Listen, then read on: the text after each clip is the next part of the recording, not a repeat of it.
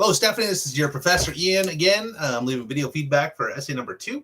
So short video, we'll talk about your paper, what's working, what you work on improved writing issues. So I just read your second paper, which you call Proof of the Coronavirus that actually exists. So I'll start with the title. The title is kind of pointing you in the wrong direction. You want to spend less time proving that, the coronavirus is a danger in general or that it exists. You want to spend more time with a specific conspiracy theory and get more specific, right?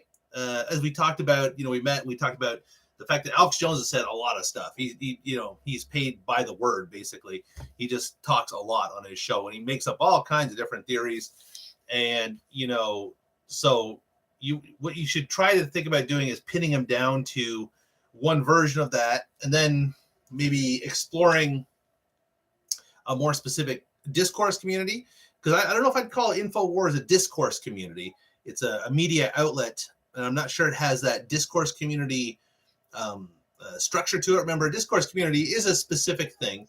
It is, it requires a community of people who communicate with each other. They have a way of communicating, and they have like that structure where there's more experienced members and novices, right?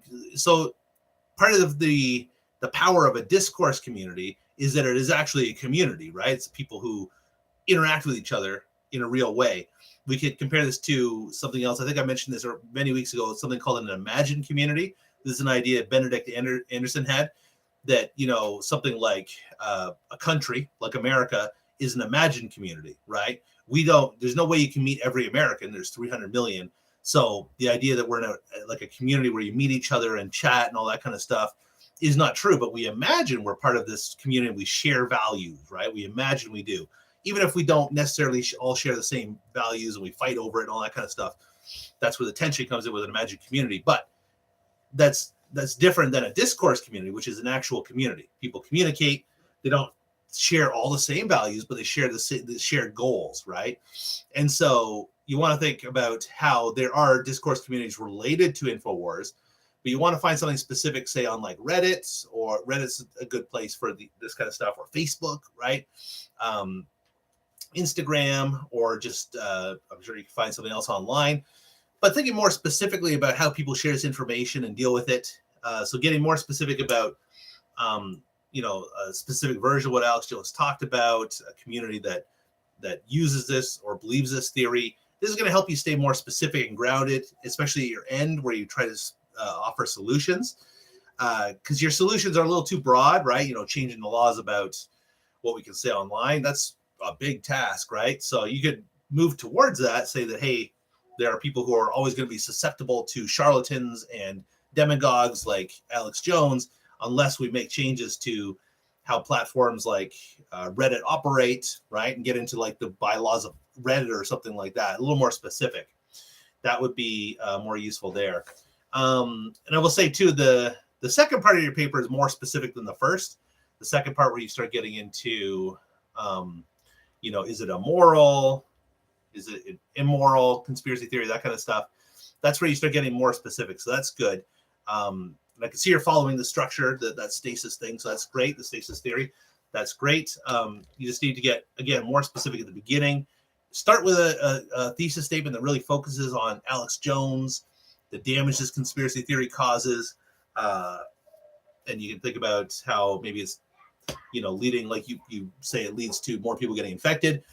That's true, but you need to tamp that down a bit too, because I don't think it's reasonable to suggest that Alex Jones has such an influence that he's spreading the disease and keeping it afloat in America. There's a lot of different reasons that the virus is still here. Part of it is that people aren't getting vaccinated or taking precautions. There's that stuff.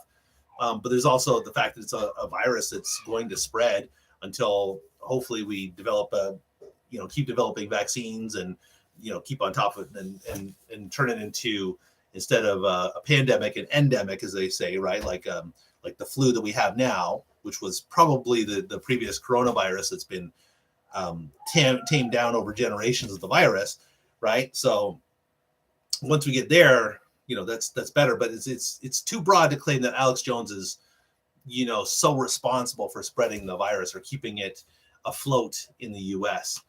Anyway, so that's the main things. Think about your thesis statement. Focus right away on Alex Jones. Focus on some specific things he said, instead of using this secondary article that describes him as spreading this conspiracy theory. Start there, but then work your way into something specific Alex Jones said, and then work more specifically with how people are using that theory. That's going to help you stay more specific in the rest of your paper as well. And then in terms of writing, there's no unclear and awkwardly phrased parts, so more proofreading and editing. I would suggest reading it aloud. That might help. And also, be sure to edit out all the parts, where you're talking about that you did research on this and you're going to present research, instead of that kind of writing, which is more, I would say, like conversational, or like you're giving a speech kind of thing. Skip over that stuff in a written document like this. Think about the rhetorical purpose that you're trying to achieve in this paper. Instead of spending time telling your reader, I did some research, I'm going to present it to you now, just jump into it, present the research, right? In a written document, you don't have that same need to introduce topics to your reader in the same way, because you're not lecturing or speaking publicly to a general audience. Instead, you're writing directly to an audience who has some knowledge about the area, right? So you want to consider your audience and your purpose when you're considering some of these writing choices that you make. So I would cut out all that kind of stuff for your more formal writing like this. And finally, in terms of formatting and proofreading, or formatting and works cited, very good. A couple things to fix with the works cited: double space, couple points within the entries themselves, but mostly pretty good. So perfect first page formatting as well. So that's about it for now. If you have any questions or concerns, you can email me. And otherwise, have a great day.